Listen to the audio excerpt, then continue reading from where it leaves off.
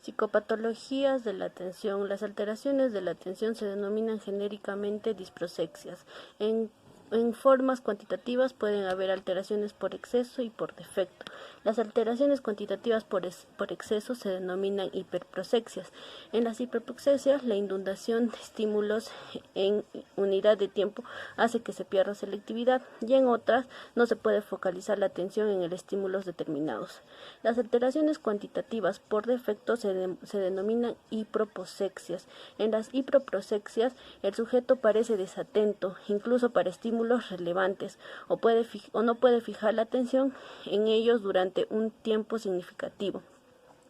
La prosexia es la pérdida de la función, se corresponde con la desatención total.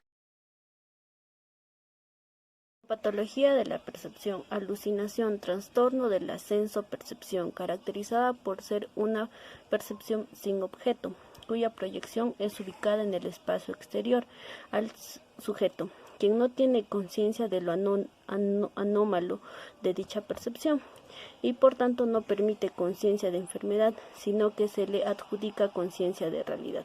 Es independiente de la voluntad y modifica el funcionamiento de la personalidad. Puede haber tantos tipos de alucinaciones como órganos de sentido.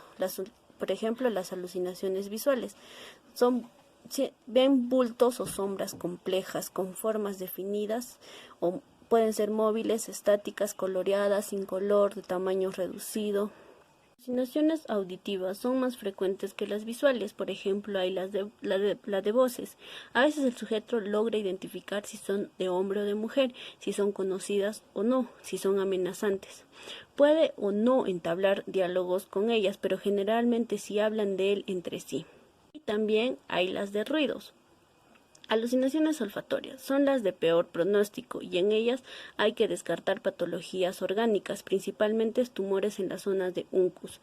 La más frecuente es la cascomía, en la cual el sujeto predice en forma reiterada e intensa la emisión de olores fétidos que emanan de su cuerpo, y con la convicción de que a su alrededor todos lo perciben con desagrado, provocando repulsión y aislamiento. Alucinaciones táctiles. Existen las activas, las pasivas, las senestésicas y las sinestésicas. En las activas, el sujeto cree haber tocado un objeto inexistente. En las pasivas, el sujeto cree haber sido tocado por un objeto inexistente. Una variante son las alucinaciones genitales, en las cuales el paciente aqueja manoseos, violaciones u orgasmos producidos por un objeto inexistente o a distancia, que generalmente obligan al uso de elementos protectores como cinturones, oclusiones de cavidades naturales, etc. Las senestésicas y del esquema corporal.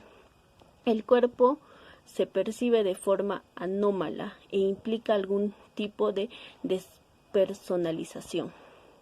Sinestésicas o motrices, de movimientos activos o pasivos de extremidades, empujones o inhibición de que no le permiten actuar. Una variante son las alucinaciones motrices verbales de Sehal, en la que los músculos fonatorios al moverse provocan al paciente la sensación de extrañeza y la impresión de provocados por alguien ajeno. Alucinosis, trastorno de la senso-percepción caracterizada por ser una percepción sin objeto, pero criticada por el sujeto que vive el fenómeno como patológico. En la medida en que el sujeto se da cuenta de lo anormal de sus percepciones, se genera una marca de angustia, y esta característica acompaña al fenómeno senso-perceptivo.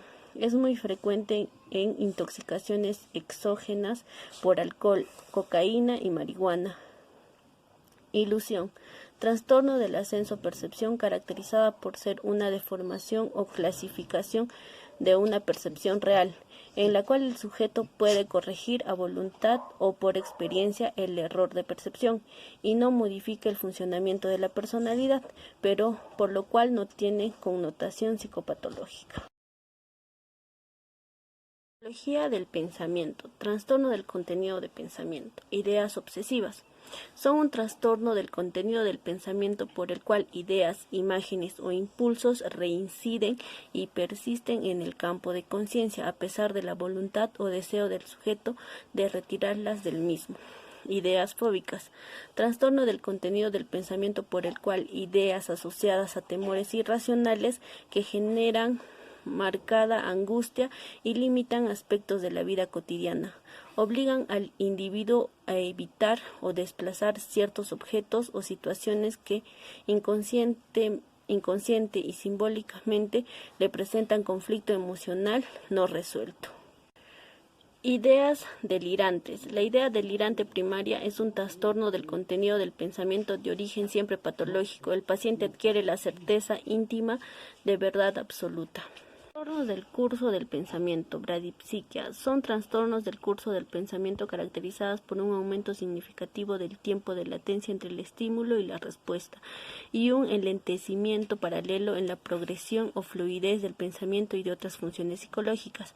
Bloqueo del pensamiento es el grado máximo de bradipsiquia, en el cual el curso o progresión del pensamiento se detiene sin que se pueda reanudar fácilmente. Taquipsiquia son trastornos del curso del pensamiento caracterizados por un acortamiento significativo del tiempo de latencia entre el estímulo y la respuesta y un aceleramiento paralelo en la progresión o fluidez del pensamiento y de otras funciones psicopatológicas. Fuga de ideas es el órgano máximo de taquipsiquia, en el cual las ideas se perciben una detrás de otras, perdiendo la directriz del pensamiento y por tanto desorganizándolo comunicativamente, da lugar a la incoherencia.